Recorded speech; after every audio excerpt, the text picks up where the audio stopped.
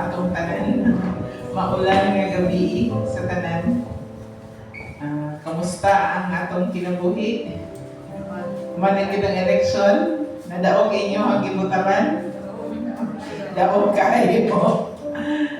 We praise the Lord kay siya yun ang sovereign o siya yun katugot sa tanang butang kay tao. Wala siya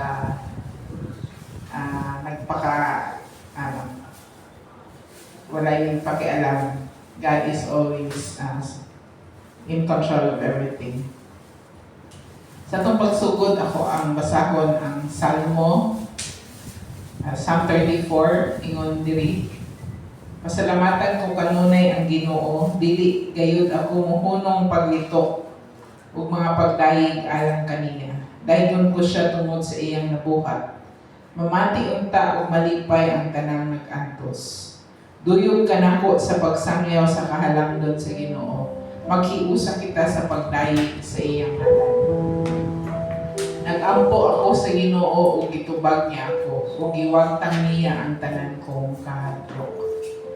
Dangop kaniya ug kamo magmalipayon ug dili gayud mapakyas. So, si Psalmist David nag-ingon siya nga kanunay gid niya ginapasalamatan ang Ginoo. And naghinaot siya nga sa iyang pagpasalamat, maka-encourage siya sa uban nga magmalipay usab tong mga nag-aantos, no? Praise, turning our trials into triumphs and our problems into praise.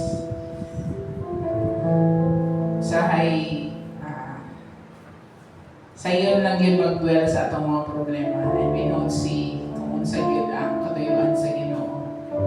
But in all of those things, diba, ingon sa James, consider it pure joy when you face trials of many kinds. Because ang testing sa atong faith nag-develop og perseverance sa atong kinabuhi. Muna siya ang kanindot kung nata sa Ginoo. Ang mga trials, mahimo yun siya triumphs. Ang problems, mahimo praise. So karong gabi sa atong pagtapok, let us have that in mind and let us continue to ask God to be in the center of our worship tonight. Magampo ta. Among amahan, nga langit nun, our Heavenly Father and our mighty God, we come before you with praises in our hearts. For indeed, you are a good God. Despite of what is happening around us and in us, Lord, it does not change the fact that you are a good God and you are a faithful God. Thank you for sustaining each one of us, Lord, nga nakaabot na po me at the end of this week. Imuhang gitabangan sa among mga bulahaton, imong ginaproteksyonan, adlaw-adlaw imong gina-provide among panginahanglanon. Ug ikaw na agyud sa panahon nga kami na yung mga trials and testings sa among kinabuhi, wala kay minimo pinabiyaan.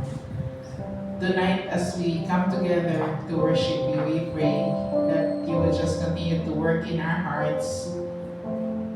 May we focus our worship on you alone, Lord. Help us, Lord, to look beyond our struggles, to look beyond our feelings, and to focus on you and your greatness. Thank you, Lord, because we know that you are here with us. You are our unseen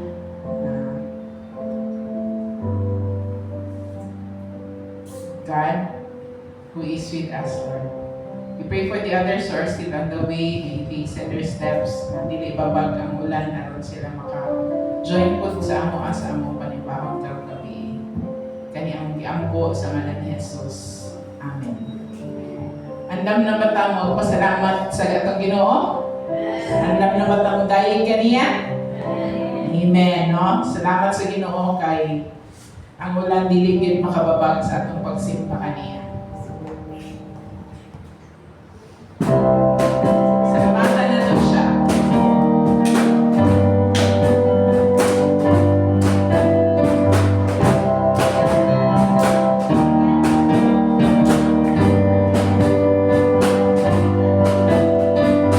Magpapasalamat kami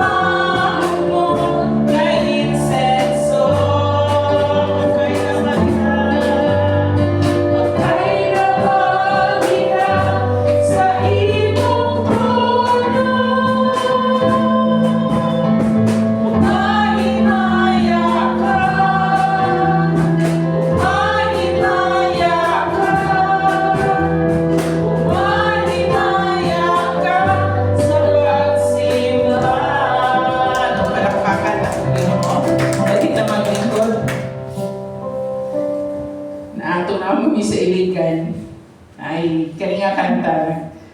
Lahi iyang pagdungog ba, ang iyang ikanta ni sa part na pakailaba diha sa imong trono, yung pagkakanta kay okay ra ba diha sa imong trono. So, orag, ingnan niya si God na okay ra ba diha sa imong trono. Kung si God siguro namin na ito nga, okay ra dyan kay ko din eh. Ikaw, kamusta mo ka? Okay po ba ka? Kita, okay ra ba ta? Okay ra ta? Okay, Jun. No, ato ang kunon nga, atong kusog, mahurot yun, no? At the end of the day, kapoy Jun. No? Especially nata sa edad nga. Dili na yun ang energy na to, kamay na lang kaayo. We had straight to retreats mo, tumula ko ng Friday, ang juniors retreat na mo, we had 65 students, junior high school. Tapos katong Wednesday, Thursday, seniors retreat, 151 students, overnight retreat. So yung kapikulang na jud ko, hindi na kinako kami. Magbilar, kaya di man sa plano matulog, so na, bilar yun yung tanan. Mahurot yun atong kusog. Mahurot yun atong kusog. Maski, inuman pa ni mo og energy drink, di na yun kaya. Pasalamat na kay atong Ginoo ang atong kusog. Siya ang nag-strengthen sa ato ang mga. Ikaw ni pastor na yun sa ko, ikaw yun kay Bisaya, so surod. Sabi kay iba-iba, kulayan ko kayo ako'y tulog. Pero, when I saw the song, Lord, na-review ko na ang Ginoo ang aking kusog. Siya ang dalampanan. So, let us sing this song. The Lord is our strength. And He is our joy. The joy of the Lord is our strength. Ikaw ang kusog ka na.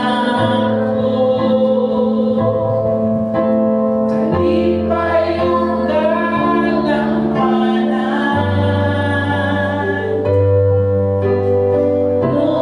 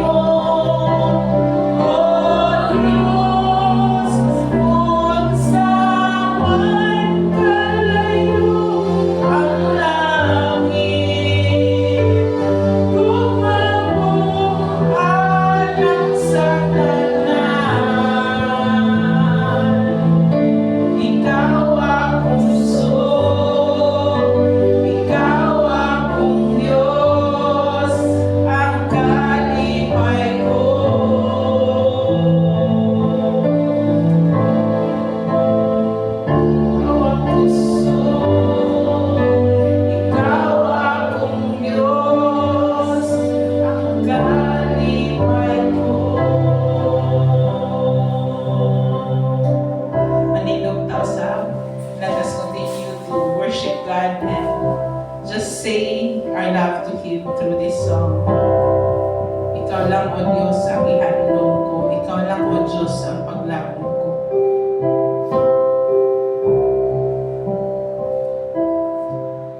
Ikaw lang, O Diyos, ang ihandog ko. Ikaw lang, O Diyos, ang paglaon ko. Kinabuhi ko, Ikaw, Ginoong Diyos.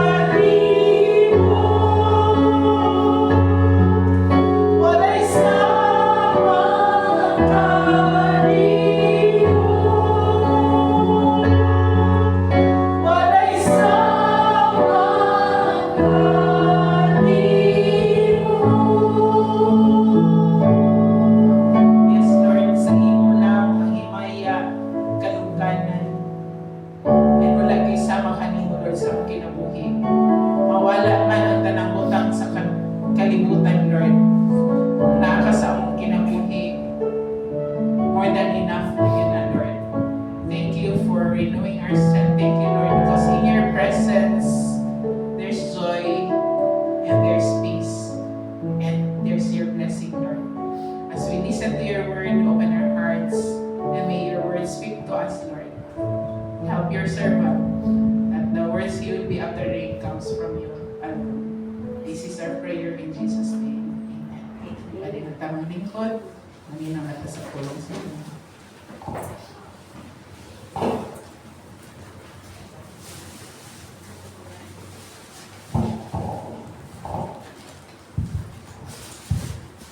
Maayong paulan na gabi. Tumaw. Sige. Padayon ta sa atong pagtuon sa Book of Hebrews. Yan na ta sa chapter 8. 13 chapters naman ang Book of Hebrews, so lapas na tas katunga. Dako nga hagit ang pagsabot sa ginatudlo sa Biblia. Challenge kita siya, no? Yung sakto yun ba kung sa'y gusto itudlo sa Ginoo. For example, kining chapter 8 nga, tungtunan karong gabi, kung sa'y gusto itudlo sa Ginoo, ani ka nato. Kung sa'y gusto niya nato masabtan, kung sa'y gusto niya ipabuhat ka nato. Na ang kasagaran na ginabuhat, no, para masabtan nila to ang pulong sa Ginoo unsay pasabot sa ato na una nitong buhaton, no, kanang sayron sa nato ang punto o ang leksyon nga gusto i-communicate sa nagsulat ngadto sa original nga audience o recipients sa maong libro. Kanang dapat masayran sa nato ang intention or lesson nga gusto i-communicate sa nagsulat, no, sa mga original nga recipients or audience sa maong libro. Kaya dapat sayron sa nato kung unsay gusto niya masabtan sa mga tao nga iyang gisulatan. Dahil human mahibaluan na to na ay hampata maka huna-huna or ay nato matanaw kung unsay mo ipasabot ana sa ato karon. Dapat masayran sa niyo kung unsay tuyo sa nagsulat katong iyang gisulatan sa una. Ayaw pa nimo, ayaw pa nato mabaluan ang mga pagtulunan nga para sa ato karon. Sa ato karon, sa atong pagkinabuhi Kristohanon. Usahay isod ba yung pag-determine kung unsay gyud ginasulti sa nagsulat. Ano unsay kamatuoran nga kanang gusto niya ipasabot, unsay problema o isyu nga iyang ginatakel, ginaresolba. Very challenging yun ang magtuon sa Bible. Muna nga, mag-ampo lang kita. Magpalaban, magsaling sa balang espiritu para makuha ginatuwa ang buti pasabot, no? Ang pagtulunan nga gusto itudlo sa Ginoo sa ato. So karong gabi, no, atong tulaan ang Hebrews chapter 8. Tanaw nato kung sa pagtulunan nga atong makuha ni ini nga passage. So, andam na ba mo? Itong una basahon ang muna sa ang title sa atong mensahe, A Better Covenant with Better Promises. Una basahon nato ang verses 1 and 2. Here is the main point. We have a high priest who sat down in the place of honor beside the throne of the majestic God in heaven. There he ministers in the heavenly tabernacle, the true place of worship that was built by the Lord and not by human hands. So yun ang nagsulat, here is the point. Masa ba nag-point? No? Nga, gisulti niya din ha. Manara po din ha, no? We have a high priest. So, balik na punta niya na nga tema niya na nga topic, high priest, pinakalabawang pari. Kung inyong madugduban sa mga nagaging mensahe, nasayra nato nga si Hesukristo, sige ng Hesukristo mo ay atong pinakalabawang pari. Ano ba ninyo na? Diba? He is our high priest. Kung nasayran po nato nga sa Old Testament ang mga pari ang maghalad alang sa sala sa tao, di ba? Munay sistema, old system, old covenant. Na ang mga pari may maghalad alang sa sala sa mga tao. Halimbawa, magpatay og karnero, mag-ihaw og karnero, na ihaw ng karnero aron mabayaran ang sala sa naghalad. Pero karon sa New Testament, si Jesus na ang gi-appoint sa Ginoo nga mahimong high priest. Kanya ang paghalad ni Ginoong Hesukristo, kapila gani? Kausa, once and for all. Muna yung dinha sa atong verse, kanang we have a high priest who sat down in the place of honor beside the throne of the majestic God in heaven. Who sat down.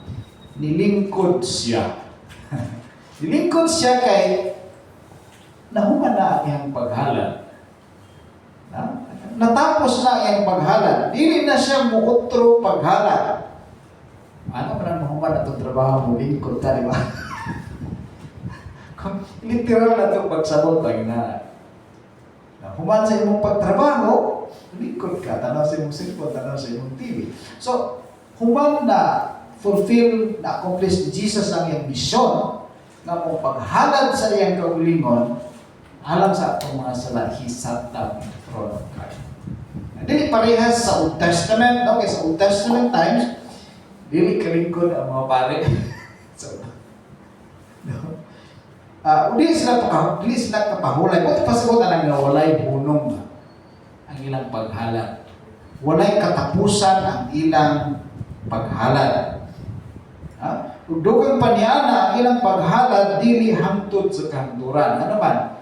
Kaya mamatay man sila kay tao gol. Kamatay lang, pulihan na po naglain.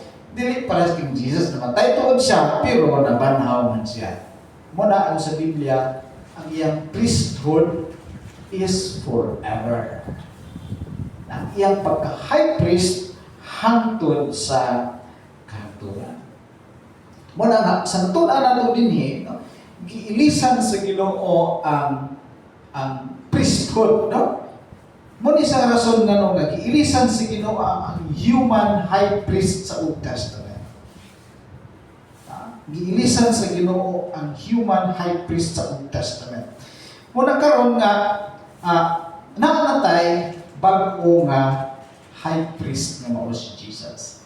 Bag-o o mas maayo nga high priest nga mao si Ginoong Hesukristo. Padayon nato basa gikan sa verse 3 hangtod sa 13. Nagkataas. Okay pa, na? Sige. And since every high priest is required to offer gifts and sacrifices, our high priest must make an offering too. If he were here on earth, he would not even be a priest, since there are already priests who offer the gifts required by the law. They serve in a system of worship that is only a copy, a shadow of the real one in heaven. For when Moses was getting ready to build the tabernacle, God gave him this warning. Be sure that you make everything according to the pattern I have shown you here on the mountain. But now Jesus, our high priest, has been given a ministry that is far superior to the old priesthood. For he is the one who mediates for us a far better covenant with God, based on better promises. If the first covenant had been faultless, there would have been no need for a second covenant to replace it. But when God found fault with the people, He said, "The day is coming, says the Lord, when I will make a new covenant with the people of Israel and Judah. This covenant will not be like the one I made with their ancestors when I took them from the hand and led them out of the land of Egypt. They did not remain faithful to my covenant, So I turned my back on them, says the Lord. But this is the new covenant I will make with the people of Israel on that day, says the Lord. I will put my laws in their minds, and I will write them on their hearts. I will be their God, and they will be my people. And they will not need to teach their neighbors, nor will they need to teach their relatives, saying, "You should know the Lord," for everyone from the least to the greatest will know me already. And I will forgive their wickedness, and I will never again remember their sins. When God speaks of a new covenant, it means that He has made the first one obsolete. It is now out of date and will soon disappear. Now, ato ito na ang kining pulong or word nga obsolete. Saan man ang obsolete? Ha? Tanaw nun sa Cebuano, ang gigamit nga word para sa word nga obsolete kay karaan. Dili na magamit. Saan man yung mga gamit nga di na karaan, di na magamit. Pareha na. Nagamit kung gyapon na. Sikat na kada sa una pero karon naman tingali gihapon gamit gihapon pero mo consider na siya ka obsolete no? Typewriter sa una sa Bible school basta na kay typewriter ano kay mga amigo nimo. Yan kay mga amigo kay para makahulam. Dapat kini kakailan mo mo kabalo no? Kung na mo sa rural, o gikan mo sa rural, kana kung nakay Petromax, sikat na kay ka? Petromax. Alam naman ako sana, kanang mag-tracer ka, really? Bailihan sa kararuhan, bigyan. Kung mag-tracer mo sa masakan, Petromax yung nagamito. Kini? Puno. Ibalik ka ni siya. Puno may tawag ka ni sa una. Oh, puno. Puno, no? Pakita dito na. Mga nagpatong plata. Na? Ay, consider na tuloy siya obsolete, pero ginagamit puno na karon. Kanang Walkman gani ko no? Walkman. Dipulan ang tao gamit karon sa mga latest na technology. Dipulan ba? Balik ako sa karaan. So, daghan pa ang mga butang nga mag-consider nga obsolete. Siguro black and white ng TV. Daghan pa. Now, din sa verse 13. Unsa ang butang nga ang i-consider nga obsolete? Butang nga karaan. Butang nga dili na magamit. Sa inyong tanaw? Unsa? Water pa study ani. Unsa nga butang? Unsa di sa basa si Cebuano? Ug tungod kay nagaingon ang Dios nga may bag-o na nga kasabutan. Kumbaga, na bag-o nga technology. Bag-o nga kasabutan, ha? Klaro nga ang una nga kasabutan karaan. So, unsa ang karaan na? Ang obsolete? Una nga kasabutan. Sa English na siya, Old Covenant. Old Covenant. Old Agreement. Karaan na. O ang karaan dili na magamit o mahanaw lang. Kasabutan, unsa nga kasabutan nga nahimong obsolete? Unsa nga agreement nga sa Bible nagisod ang Bible og nagkalalain nga mga kasabutan or agreement or covenant. For example, sa panahon ni Noah, ang Ginoo naghimo siya og covenant kasabutan sa kang Noah. Na dili na i-destroy ni God ang kalibutan pinagi sa flood. Muna nga na rainbow. Sa panahon ni Abraham, Naghimo kasabutan ng Ginoo nga panalanginan niya ang katawhan, pinaagi kang Abraham. Gamiton niya si Abraham. Now, kini kasabutan nga ginisgutan dinhi, no? Nahimo ni sa panahon ni Moises. Sa mga kasabutan ang nahimo sa panahon ni Moises, sa mga covenant, sa mga agreement, muna nini, no? Ang nahimo nga kasabutan sa Ginoo. If you obey me, I will bless you. If you disobey me, I will curse you. Muna siya nga agreement. Kung buhaton ni mo ni mga sugo sa Ginoo, panalanginan ka niya. Ha? Pero kung supako ni mo ang iyang mga sugo, silutan ka sa Ginoo, dili ka panalanginan sa Ginoo. Muna nga, sa kana nga kasabutan nga agreement, nga covenant, kinahanglan sundon sa tao ang number 1 ng Ten Commandments. O daghan pa nga mga kasuguan sa Ginoo, mga tulumanon, mga rituals, mga fiesta. Diba sa Bible, sa Old Testament, nakikita mga fiesta na gusto ipaselebrate sa Ginoo sa mga Hudiyo. Kinahanglan sundo na nila aron panalanginan sila. Pero ingon diya sa verse 13, obsolete na kato ng mga butang. Wala na kato'y nada. Dili na kato magamit. Nga naman, kay naanay gipuli ang Ginoo nga bag-o nga kasabutan. Kasabutan nga mas maayo o mas labaw. Di ba si Jesus, siya ang atong bag-o, mas maayo nga high priest. So, dinhi, doon na po'y bag-o nga kasabutan. Doon na po'y bag-o o mas maayo nga kasabutan. No, pangutana, anong giilisan man sa Ginoo ang una nga kasabutan? Anong iyaman itong i-face out? Mga technology ba? I-face out. Anong iyaman itong giilisan? Ang tubag nga din eh. Si Buwano gihapon niya sa verse 7 and verse 8.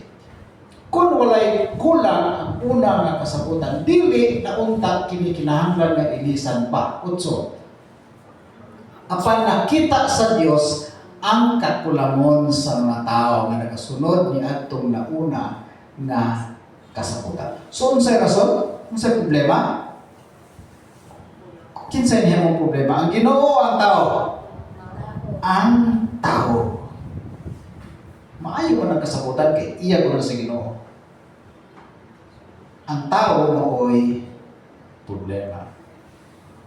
Kita sa Ginoo ang kakulangon sa tao. Dili mabuhat. Dili mahimo sa tao. Ang iyahang part, ang iyahang role sa kasabutan. Ang Ginoo, i-bless mo niya. Ang tao dapat i-obey ang Ginoo, pero dili man ang mahimo sa tao. Kaya ikalimtan sa tao, ginasalikway sa tao ang Ginoo. Nga imbes, ang sugo sa Ginoo mo'y sundon, ang ginasunod sa tao, ang iyang kaulingon, ang iyang kagustuhan, ang iyang kaulingon na tinguha mo niyang ginasunod. O pinaagi po niya na, nakita sa Ginoo, nakita nato nga, dili yun willing ang tao na musunod sa Ginoo. Naklaro yun po Ginoon ang patigahing ulo sa tao. Kaya, kung ilista ni mo ang tanan ng mga sugo, tapos ni mo ang tanaw ni mo problema, di ba? Wala yun. Bagsak yun. Now, karon ang Ginoo na siya maayo nga gisaan sa pag-umang kasabutan. Better promises. Yung better covenant man, so better promises po. Ang una natin makita din is inward transformation. Kita natin ikan sa verse 8 hangtod sa verse 12 ang mga saad sa Ginoo sa bagong kasabutan. Muna sa number 1, inward transformation. Tanaw rin ang giingon sa Cebuano, verse 10. Isilsil ko ang akong mga sugo, ang Ginoo na nagingon, no? Isilsil ko ang akong mga sugo sa ilang alimpatakan. Saan ang alimpatakan? Nahuna. Sino ba dan? Huh? ug itisok ko kini sa ilang kasing-kasing. Sa una nga kasabutan, asa gisulat ang pulong sa Ginoo? Ang Ten Commandments, asa gisulat? Sa bato. Sa duha ka lagpad nga bato.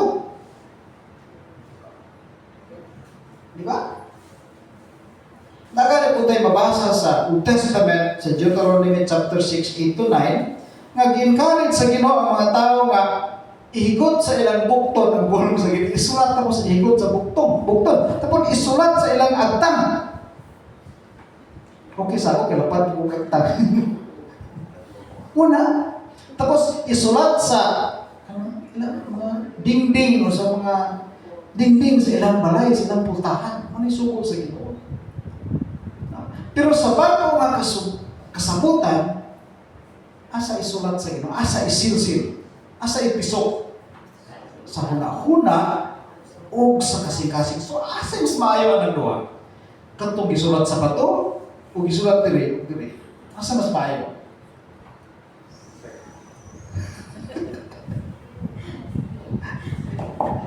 Mas maayo gini bago nga kasabutan. Okay, dili ko ibutang sa Ginoo.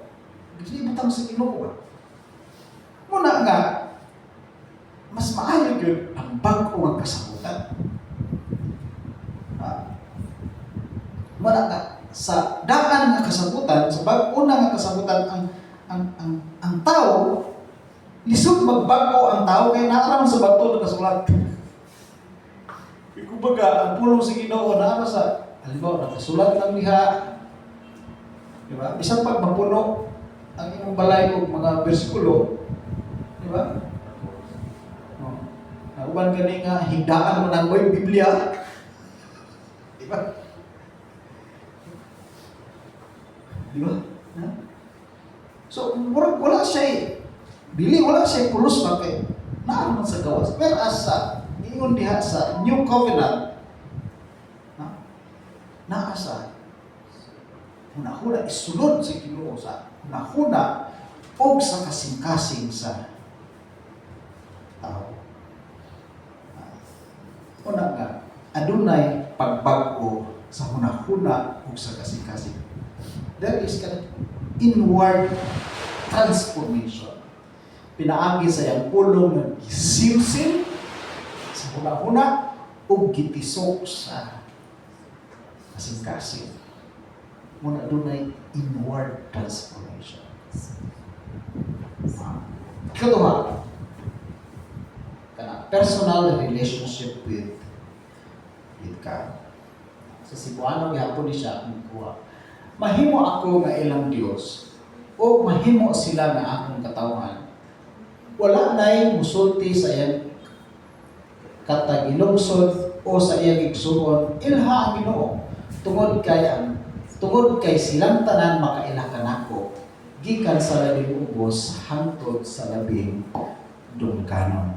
Mga Hudiyo, ang isultihan ani. Ang konteksto anak mga Hudiyo kay mga Hudiyo, kay ang mga Hudiyo kung gitawag na sila ng mga katawhan sa Dios. Diba? Galing mga pinili sila sa Ginoo. Ang Ginoo mismo nag-ingon anak, sulti anak, nga ang mga Hudiyo, mga katawhan niya. Pero, tanaw na to ang history sa mga Hudiyo, mga Israelitas, basahan na to ang Old Testament, daghan kanila ang kanang wala agad makailang kung kinsa ang Ginoo sa ilang kinabuhi. Diba? Muna nga, kita na to, ang Ginoo, pirmi niya ipadayag, ipaila-ila, yung kagulingon sa iyang mga katawan. Pinaagi sa mga milagro, diba? Pinaagi sa mga propeta. Diba? Aron man yun, mailhan siya o maayo sa iyahang mga katawan. Tinuod mga katawhan sila, pero malagit sila magkaila kung kinsa ilang Ginoo. Dinhi, nagsaad siya na mailhan siya sa iyahang mga katawhan sa personal nga paagi. Paunsa man nato mailhan ng Ginoo sa personal nga paagi? Pinaagi kang Ginoong Hesukristo. Kay sa Ginoong Jesucristo mo'y nagpalayag, nagpaila-ila kung kinsa gyud ang Dios. Kung unsay paagi aron mahimo kitang katawhan sa Ginoo, bisag dili ta mga Israelitas, mga Hudiyo ta. Kung dili lang nga mahimo tang katawhan sa Ginoo, kung dili mahimo pagid tang kabahin sa iyang pamilya, unsay paagi? Pinaagi sa pagdawat ug pagtuo kang Kristo. Ang pulong sa Ginoo nag-ingon nagpamatuod niini, no? Nga si bisan kinsa nga midawat ug nituo kaniya kang Kristo, no? Gihatagan niya og katungod nga mahimong anak sa Dios. Tagaan niya og katungod nga mahimong anak, nga mahimong katawhan, nga mahimong membro sa iyang pamilya. Sa una nga kasabutan, ang mga Hudiyo na baya ang i-consider sa Ginoo nga iyang mga katawhan. O mga anak sa Ginoo. Kung Hudiyo ka, matik. Katawhan ka sa Ginoo. Pinili ka sa Ginoo. Pero kita nga mga hintil, kita in town, we are outside of the promise. Dili ta apil sa saad. Sa old covenant. Mga Hudiyo lang na, pero salamat sa Ginoo kay pinaagi sa bag-o nga kasabutan ng Igsoon. Pinaagi kang Kristo. Pinaagi sa atong pagtuo kang Kristo. Nailhan nato ang Ginoo personally. O nakabaton kita personal nga relasyon sa Ginoo. Muna nga, mas maayo yun ang New Covenant. Mas maayo ang promise na isulti sa Ginoo. So, saan tayo wala na inward transformation, personal relationship with God, katulo, forgiveness of sin. Nindot kayo nag-iingon din sa verse 12. Kay pasayloon ko sila sa ilang mga dautan nga binuhatan ug dili ko na hinumduman pa ang ilang mga sala. Forgive and forget. Hindi ka rin sa Ginoo, no?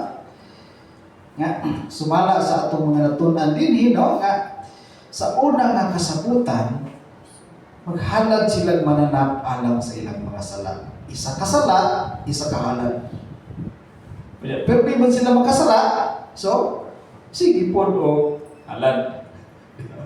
Wala sistema sa Old Testament. Apan sa bagong kasabutan, kausara ang paghalad ni Jesus sa iyahang kaugalingon. Kaisara, pero cover na ang tanang sala. Past, present, and future. Kung gawas niya na, no, sa una nga kasabutan, maghalad man sila para sa ilang mga sala. Pero maghalad sila o alang sa ilang mga sala, pero alang lang sala sa pagtabon sa sala. Tabunan lang ilang sala. Pero sa bago nga kasabutan, ang paghalad ni Kristo sa ikagalingon, alang sa atong mga sala, pagwagtang na siya. Pagkuha ng sala, dili lang tabon-tabunan ang sala. Not only to cover the sins, but to take away the sins. Pagwagtang, pagkuha ng sala, mo yun sa Juan Kapitulo 1, versikulo 29, nakita ni Juan si Jesus nga nagpalulong kaniya, may ingon dayon si Juan, si John the Baptist, siya, aniya na ang nating karnero sa Dios nga muwagtang sa sala sa kalibutan. Muwagtang. Kasabutan siya muwagtang, mukuha, mutapas. Si Jesus man ang nating karnero sa Dios nga muwagtang sa sala sa kalibutan. Tapos po ko sa Old Covenant, tabunan lang ang sala. Apan sa bago nga Covenant, pinaagi kang Kristo, tangtang yun ang sala. Tangtang yun ang sala. So, muna ang part sa Ginoo sa bago nga kasabutan. Nagsalat siya, inward transformation, personal relationship with God and forgiveness of sin. Karon kay kasabutan man na siya, deal man na siya, unsa man pod ang atong buhaton? Unsa man ang atong part? Unsa man atong bahin? Para mahigit kitang kabahin sa bago kasabutan. Unsa may paagi? Unsa man atong buhaton? Natay pilapan ng form? Mo pirma ta? Mo sign ta signature? Unsa may paagi? Para mahimot ang kabahin sa bago nga kasabutan. Ang paagi mga igsoon sumala sa itulo sa Biblia mo tuo ug mosalig ta kang Ginoong Kristo. Mao na paagi. Aron maapil kita sa bago nga kasabutan. We enter the new covenant through faith in Christ. We enter the new covenant through faith in Christ. Binis kalibutan, daghan tayo makita ng mga kasabutan, di ba? Kasabutan, kontrata, agreement, katong eleksyon daghan og mga saad. So daghan nahimo ng mga kasabutan, kontrata, agreement, mga saad.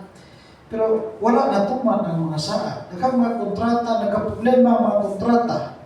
Mo na nga daghan nakasuhan. Panalitan sa marriage covenant.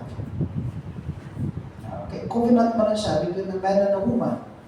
Bana o asawa nga mag-uban sila hangtod sa kahaturan till death do us part. Pero daghan ang wala nituman sa maong saad. Pero nga igsoon, bisan unsa pa ka maluibon o dili matinud-anon ang tao, ang atong Ginoo magpabilin gayud siya nga matinud-anon sa iyang mga saad. Bisan pa sa katong mga una na mga kasabutan, faithful yun si God. Failure lang ang tao. Pag hinaot nga sa ato pong part ba, no? Sa bagong kasabutan, nga mutuo kung salit kang Kristo, hinaot nga ato pong ipakita nga tinuod ang atong pagtuo kang Kristo. Kamo mo na yung atong part na mutuo kung salit kang Kristo. Kung dapat ato pong ipakita nga tinuoray ang atong pagtuo. Pinaagi sa pagkinabuhi mataro, pinaagi sa pagpakita nga tinud-anay yun ang atong pag-alagad sa Ginoo. Ipakita nato nga matinud-anon ta sa kasabutan nga atong gisudlan. Naot nga makaplagan ta sa Ginoo ba, no? Ingunanan ta, matinud-anon ta kay apil man ta, isulod man ta ang kasabutan. So, failure to mga Hudiyo sa una, pero di na tutugutan nga failure man ta. Naot nga makaplagan ta sa Ginoo nga matinud-anon sa kasabutan nga atong isuday. Salamat Ginoo sa pagtulungan nga imong hatag ka na karon pinaagi sa Hebrews chapter 8. Salamat Ginoo kay nagpabilin ka nga matinud-anon. Ikan pa sa unang panahon mga kasabutan nga imong gihimo sa mga tao sa Israel. Pasalamat kami Ginoo sa bagong covenant, new covenant nga imong gihatag Ginoo. Sa diin nahimo kaming kabahin Ginoo pinaagi sa among pagtuo kang Kristo. Salamat Ginoo kay sa bag-o nga kasabutan na apil na kami Ginoo. Pinaagi kang Kristo, pinaagi sa among pagtuo kang Kristo. Tabangi kami Lord na mahimo kaming faithful anon. Lord kabalumi na faithful maging ka Lord. Buhaton gud nimo, mabuhat gud nimo ang imong bahin Lord kay inana man ka Lord, you are faithful. Pero Lord, sa among part, tabangi kami. Ang among bahin, ang among part is to trust and believe the Lord Jesus Christ. Lord, tabangi kami nga among ipakita, tinuray yun ang among pagsalig kay Kristo. Makaplagan nimo kami Ginoo na matinanon kanunay sa pagbuhat sa angin ang buhaton. Panalangin ni Ginoo sa among kasig-kasig kini nga pagtulunan. Hinaot nga pinaagi niini magyahan kami matudluan kami Ginoo sa angin ang buhaton sa among pagkinabuhi Kristohanon. Tabangi ang matag usa Ginoo tungod kay aduna pod kami mga kaluyahon, mga kapakyasan. Kinahanglan kami pahinumduman kanunay, kinahanglan i-empower kanunay Ginoo para remind gud kami kanunay Ginoo sa angin ang buhaton. Para sa imong mensahe nga among nadunggan karon, reminder kini Ginoo. Pagdasig pod kanamo, padayon gyud sa among pagkinabuhi Kristohanon. Taliwala sa mga pagsulay, sa mga problema, sa mga challenges nga among ma-encounter Ginoo. So Lord, panalangin kini sa among kasing-kasing, kining pagtulungan nga among nakuha karon gikan sa imong pulong. Pwede kami padayon Ginoo sa among pagpamauli karon. Hinaot ng imong presensya Ginoo, ang imong panalangin, ang imong kalinaw, ang imong gugma, imong kaluoy Ginoo, mo'y makauban namo sa matag adlaw ng tanan. Salamat sa matag usa niya karon, sa matag pamilya nga ginarepresentahan Ginoo, ang imong panalangin maana ka namong tanan. Pwede kami sa among pagpamauli, dalha kami Ginoo na save sa among matag sa pinaanan. Among gitugyan po sa pag-ampo katong mga kaubanan namo nga wala karon dinhi nasayod ka sa mga rason nga nung wala sila maka-appeal sa among simba karon. Ikaw po Lord, pag-ikuban kanila, magatago po sila ang mga kinahanglan. Dismiss us now Lord with your blessing. And now may the love of God the Father, the grace to our Lord Jesus, the fellowship, the presence, empowerment of the Holy Spirit be with you all, now and forevermore. Amen.